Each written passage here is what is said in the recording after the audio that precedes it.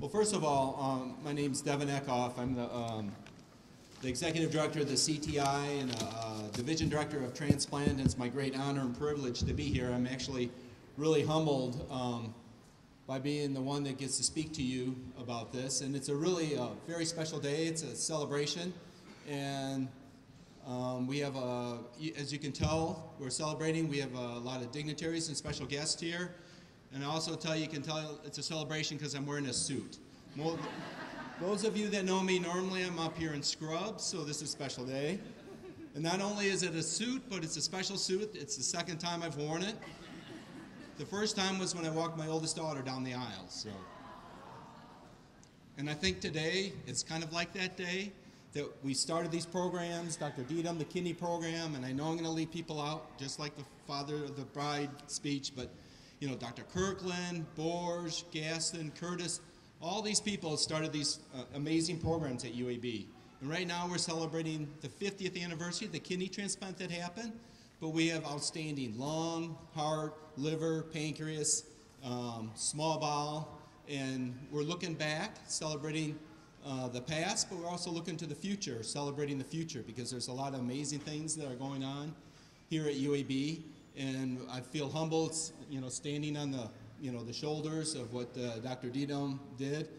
And the analogy again to being the father of the bride, for these people that started these programs, they started with a hope, believing it was the right thing to do these transplants. And back then it was a lot of hard work, and you kind of nurtured it. There was a lot of success, but there was also failures. And it took amazing perseverance by these giants to keep this field going and marching forward and continuing to do the transplants. So I'm really pleased and honored that Dr. Dedham's been here. I'd like to thank everybody for coming and celebrating with us. And I know I'll leave people out, but you know, transplant's really a team sport, and we can't do it to be an excellent team. And we know what good teams in the South are about. You get people that are the quarterbacks and wide receivers that get to be the stars and stand in front of you, the surgeons and physicians. But the team is only as good as all the players that do their part, from the guy that makes that block or makes that pass. So I'd really like to acknowledge, you know, from the administrators, transplant assistants, nurses, pharmacists, coordinators, nurse practitioners, all the nurses in the ICU, the floor, the OR. This is really in recognition of all the work you've done, because we get to stand up here. People say job well done, but really it's job well done to the team. And I really like to acknowledge the team that's been built here at UAB and that's carried this forward.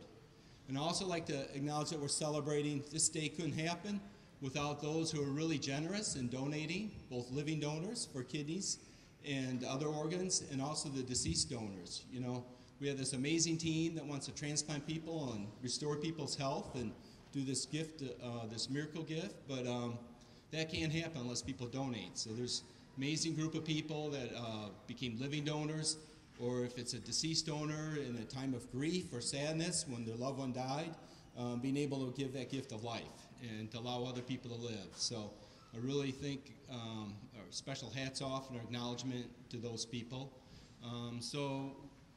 UAB's tradition, we also want to celebrate the patients that we've had, because Dr. Dedham, I think the second year I was here, you gave the distinguished lecture speech, and the title was The Patient, right? So his talk at that time was, whenever you don't know what to do, think about what's right for the patient. And as long as you think about what's right for the patient, you will do the right thing. And I've kept that close to my heart the last 20 years, and try to always remember what's right. And if we do the right thing by the patient, we'll come out okay. Like to not only the patients, the program, but we have some special guests that will like to say a few words, and then we'll wrap it up at the end with a few more comments. But first of all, I'd like to welcome Dr. Ray Watts, the president of the university, that came and is also here to celebrate this day with us.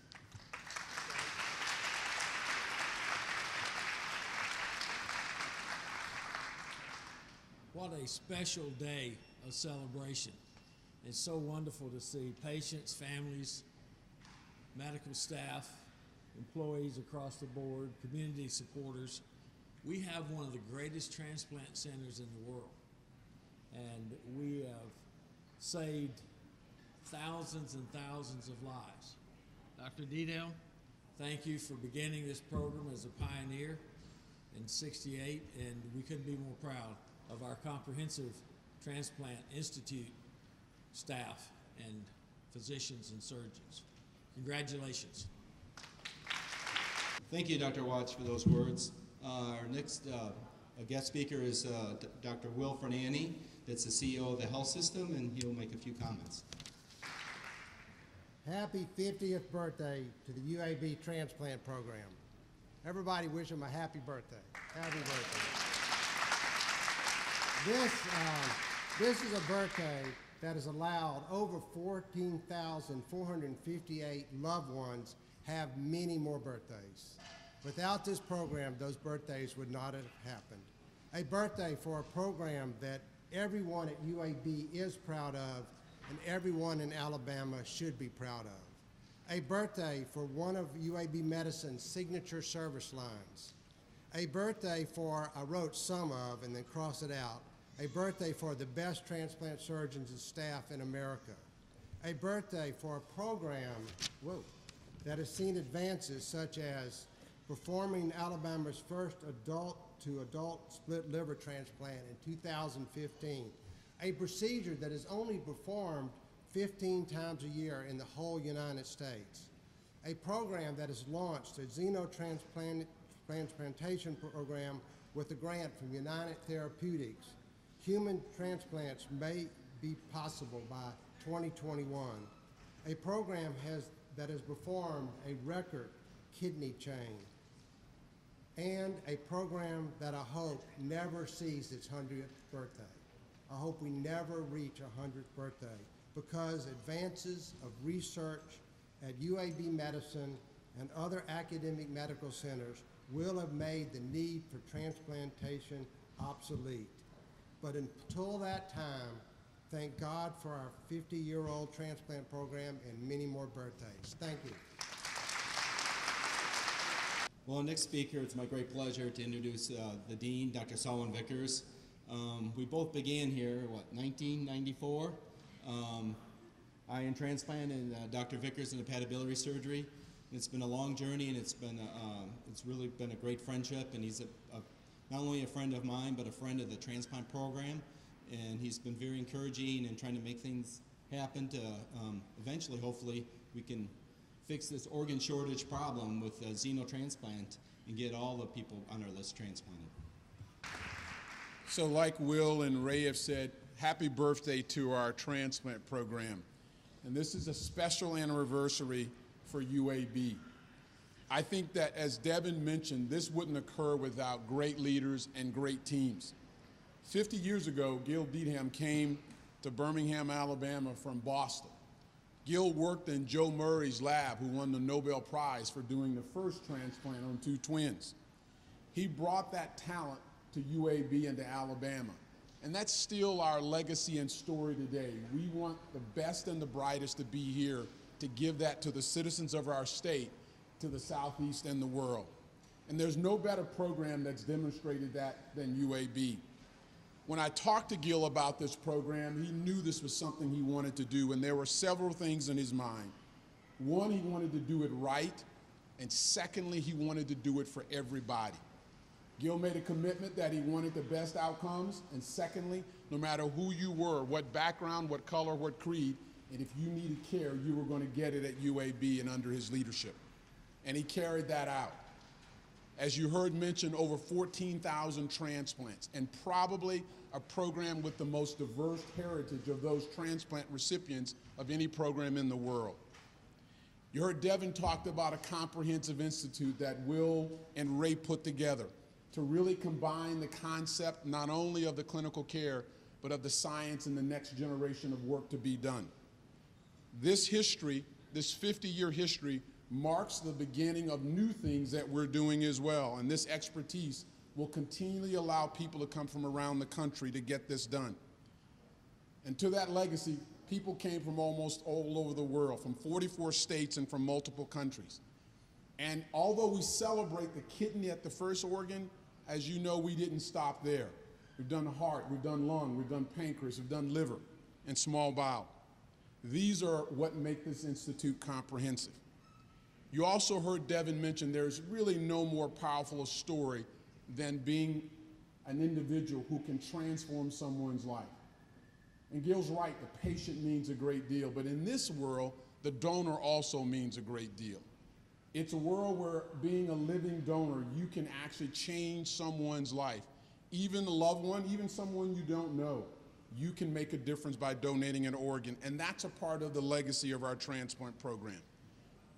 Striving to make sure everybody understood in the community what we were trying to do and that it couldn't be successful if it wasn't fully embraced by the entire community.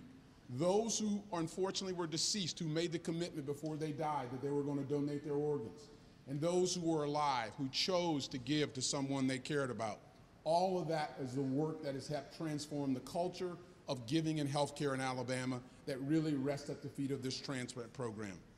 So to that end, Gil, thank you for starting the program here and for that small thing you did of hiring me 19 years ago.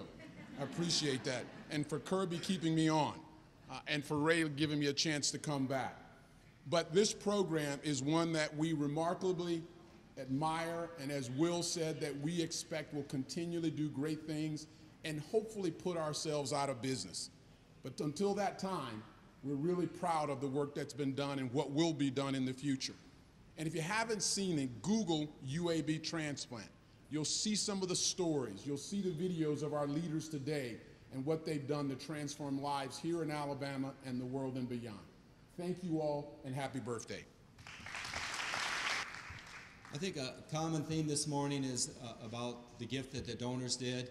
And we've acknowledged the living donors. I looked over, and I know I forgot someone, but I saw Chris Meeks and the Alabama Organ Center, and they are really a big key to our success, because without the tireless work by all the coordinators and staff there that take those calls in the middle of the night, that make those gifts of life happen, we wouldn't have a transplant program. My next guest that is speaking is Thomas Smith. He's the executive director of the Birmingham VA. So some of you may be a little puzzled, why are we having someone from the VA speak? But I don't know how common knowledge it is, but that first transplant wasn't done in the North Pavilion or even Jefferson Tower. It was done over at the VA. So actually the transplant program with UAB physicians started at the VA. I hope to hear from Dr. Dedum why it started at the VA. I'm sure he has a story about that. But anyway, we'd like to welcome Thomas Smith to give a few comments. Well, good morning, everyone, and happy birthday again. I feel like we should all sing happy birthday, but we'll abstain for now, maybe later. Thank you, Dr. Eckhoff. I appreciate that. I want to also thank Martha Trammell for including us in this celebration. But I also want to thank Dr. Watts, Dr. Vickers, Ms. Perniani for including us in this program, and for the wonderful partnership which we still enjoy and very much value. I was going to give that history lesson. There's a lot of history in this room, but the history for us began, as Dr. Eckhoff said, in May of 1968. In fact, on this day, when the first transplant in Alabama was done at the Birmingham VA with UAB doctors, Dr. Dedum.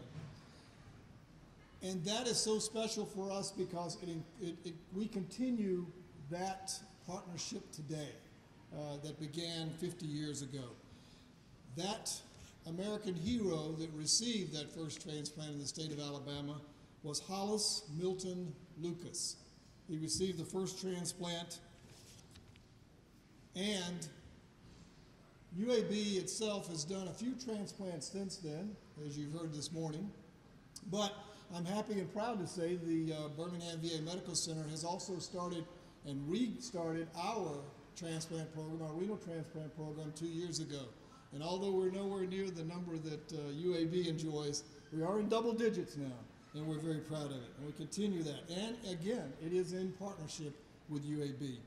You know, that is so important because the VA realized years ago that we cannot continue to provide the best care anywhere for our nation's heroes, our veterans, without our community partners, folks like UAB and the other partners in the community.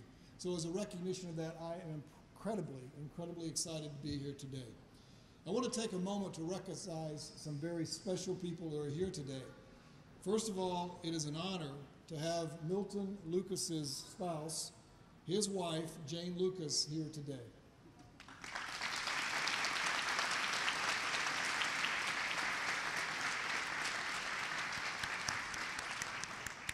And beside her is Milton's brother, Harold Lucas, who was the first living donor for Milton.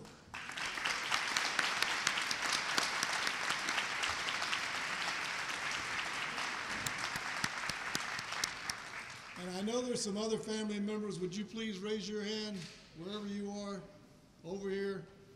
Thank you all for being here. What a legacy. And I would be remiss if I did not recognize our own Birmingham VA transplant team. There's a couple of folks here, Sharita Williams and Felisa Lee. Where are you? Raise your hand. You're in the, there they are in the back.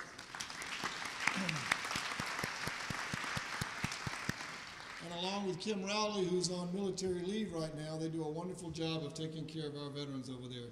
So once again, thank you all again for including us in this celebration. I look forward to the continued growth of this program and our partnership with UAB. Happy birthday, everyone. Thank you.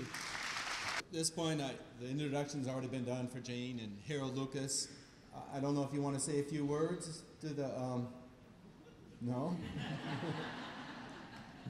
Well, we want to thank and acknowledge you. We have a special gift for you for your role that you've played in this. Who would have thought 50 years ago where this place would be? How many 14,000 lives have been affected and saved? So we have a gift, shirt.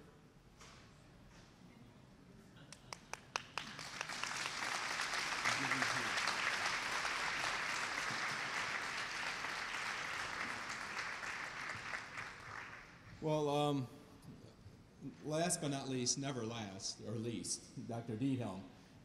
I've learned a lot from Dr. Diethelm about leadership and making a program grow and getting up when you've been knocked down and keeping going. And one of the key things I learned have always been really is that, again, it's a team sport. And the relationship that he developed with the nephrologist and infectious disease. And so the surgeons, we get to go in there for do the case. In about 2 weeks, we feel really good. But it's the nephrologists or the medical colleagues that take care of them before the transplant, then take care of them for the rest of their lives afterwards. And they have an integral part of that. And we have some outstanding colleagues, Gaston, Curtis, Julian, that were really not just leaders at UAB, but leaders in the world for their work in transplant nephrology. But Dr. Diethelm started the program.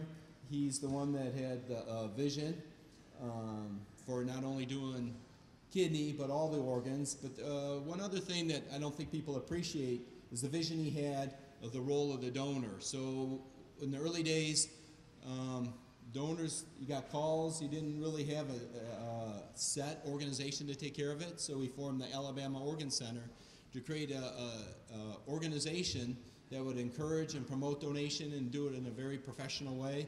And if you wanted to develop a big program and get people transplanted, and why is having a big program important? Well, in the Southeast, we're the hotbed of kidney disease. We have the highest incidence of kidney disease. So if you really wanted to help a lot of lives and affect a lot of people, you needed to find a way to get them transplanted. And he had the unique foresight to start one of the first organ centers, and it's grown from there. So anyway, without further ado, Dr. Diethelm.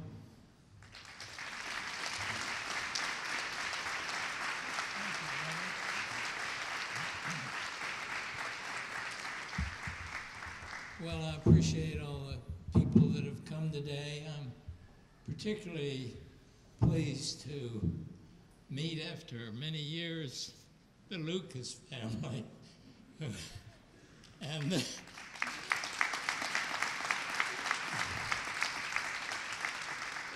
there are a few comments I'll make going back 50 years. First of all, we needed to start the transplant program, and I'd been here 6 months or so, and people were waiting, but I hadn't done anything. So Mr. Lucas arrived at the VA with chronic renal failure and needed a transplant, and his brother came immediately, and the family never blinked an eye. Dr. Kirkland asked me, what are you going to say to the first family when they ask, how many transplants have you done? I said, I've never done one. He said, that's what you need to tell them. Just a few comments on that people don't know much about. First of all, there was no financial support outside the VA for transplantation in 1968. The Medicare program for transplants did not join the end-stage renal disease program until 1973, if I'm right on that. And so we started to do transplants both at the VA and University Hospital. And the financial structure of the University Hospital in 1969, 70, 71 was fragile at best. And after we performed 8 or 10 transplants, I could see that there'd be a big bill at the University Hospital for patients that couldn't finance their care. So I went to Dr. Kirkland one day and I told him, I said, we're going to get a big bill from the hospital and I don't even want to think about it, but we better plan for it now. And he says, I'll call you tomorrow. That's the way Dr. Kirkland was. There were never any committees, and the committee was the last thing he ever wanted to hear about. So the next day he called me. He said, I talked with Dr. Volker. Dr. Volker was the president of the UAB. And he said, there's a line of credit for you at the University Hospital of $250,000 to take care of patients that have no insurance. I thought, wow, that's terrific. And he said, when that's used up, we'll talk again. Well, that didn't really impact the Hollis family because he was a veteran, but it had a great impact on others. One was a little boy from near Carbon Hill, and his father drove a coal truck. They had 5 children. They'd come in and see Billy, the boy's name was Billy, 8 years old, and they'd come in on Sunday after church. And I could tell that times were tough. So Billy had a transplant, everything went well. And it was after Thanksgiving. I'd see Billy in the afternoon. He was a little blonde-haired boy, 8 years old, and would love to come to me and make rounds with the patients. He'd hold my hand. We'd walk around. And I said to Billy, Billy, what do you want for Christmas? He says, I want a Daisy air rifle. I said, no kidding, yep. And I'm going to get it. I talked to Santa Claus, and he says it's coming. Well, I knew that the family didn't have the wherewithal to do all that. So, make a long story short, Billy is discharged from the hospital, goes home, and I had a person that worked in the dialysis unit, Jim Harden, who is from Carbon Hill, and I asked him if he could, with a technician in the laboratory, if they'd go buy a Daisy air rifle. We gave him some money, and if there's anything left over, get some clothes. Well, Jim Harden went to his church, and they got lots of food and teddy bears and everything. And I said to Jim Harden, I said, did you find the house? He said, you know, I've lived in Carbon Hill all my life, and I never knew the road or where they lived. And it was about 3 miles off the highway, and it was an old workman's shack. No sign of Christmas. This was about 4 days ahead of time. And he said I could tell that things were not good in the Beauchelle family. So we went to the house, knocked on the door, and about 5 children came out, and he opened the trunk, and they tore into those packages. Christmas was out in the in the yard next to where the trunk of the car was. So I thought to myself, you know, the real Christmas gift was the Volker Kirkland line of credit. That family never knew about it. And they never were told. You don't need to tell people good things. They know it. The house had no floor, dirt floor, and then outdoor plumbing. But that family never complained, and they were great. And Billy was a wonderful patient. He kind of patient you'd look forward to seeing in clinic every time he came. The purpose of bringing that up is that it goes back, this is not known by many people, but it goes back to the 1950s when Dr. Kirkland was at the Mayo Clinic and he did the first open heart operation in a child, 6 years old, who came from Bismarck, North Dakota. North Dakota is a long way from Birmingham, and Bismarck is in the center, and it is a farm town. And how the family got to Rochester, I don't know, but they did. And they interviewed 25 years later the little girl that had that first open heart operation. And the question was very simple. What do you remember about your first trip to the Mayo Clinic? And she was quoted, it was a very big place, lots of doctors, and everyone was so nice. One doctor had a crew cut. Another doctor was very handsome. And one doctor picked me up and made me feel special.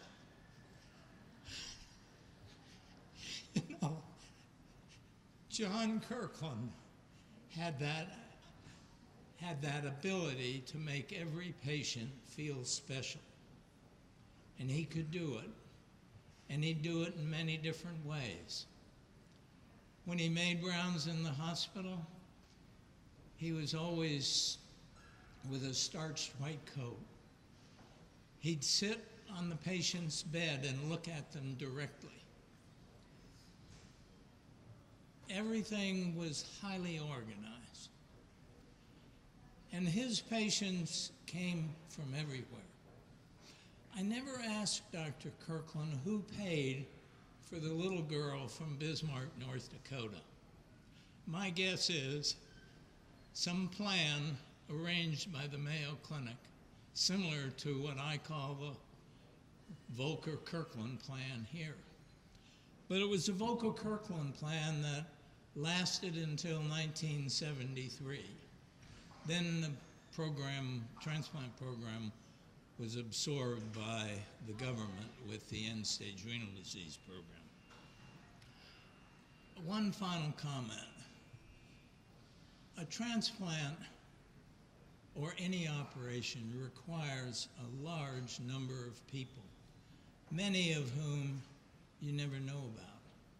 Who picks a patient up and brings him over to the operating room on the stretcher? Who sterilized the instruments for that operation at 3 in the morning? Who really washed down and scrubbed the operating room? Who were the nurses that came in early to do the operation? Surgery requires a large number of people, many of whom you never hear about. And those may be the most important. At any rate, I thank all of you for coming. I'm pleased to be here in lots of ways. And I think that the transplant program symbolizes the attitude of the medical center, the administration, And it all goes back to the Kirkland-Volcker plan of 1973 when I thought we'd run out of money. Thank you.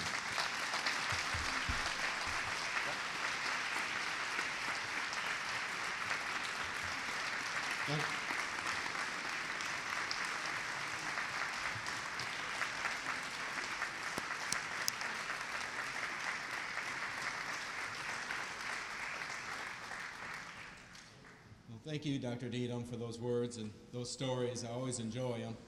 Martha Tankersley, who's actually the transplant administrator, is acting as Vanna White today. So if you want to give Dr. Needham his gift, this is from the Transplant Institute for you, acknowledging this day. So anyway.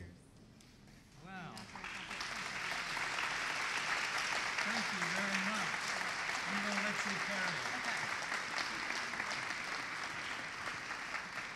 Well, we're wrapping up the program, and I think we talked about the celebration of the past 50 years, but we're not satisfied with what's happened the past 50 years. We really look forward to the next 10, 20 years for great things to happen at UAB. We got great leadership here in all organs, and we're looking to make transplant, even now it's a regular thing, but our biggest focus has always been getting enough organs for the recipients, because the demand is so great. And that's been through innovative programs like paired kidney exchange, desensitization, where Dr. Vickers alluded to, we're putting a lot of money and resources into looking at xenotransplants. So eventually we can just schedule every operation and tell people when they have to show up, and then we'll have appropriate organ that'll get them off dialysis or fix their renal failure, their heart failure, get them off of VATS. But we'd really like to thank everybody that's taken part of your day to come here and celebrate with us. I'm not sure if there's cookies left and punch, but it was back over here. But thank you for coming, and thank you, Dr. Needham, and all the people that led the way for us to follow.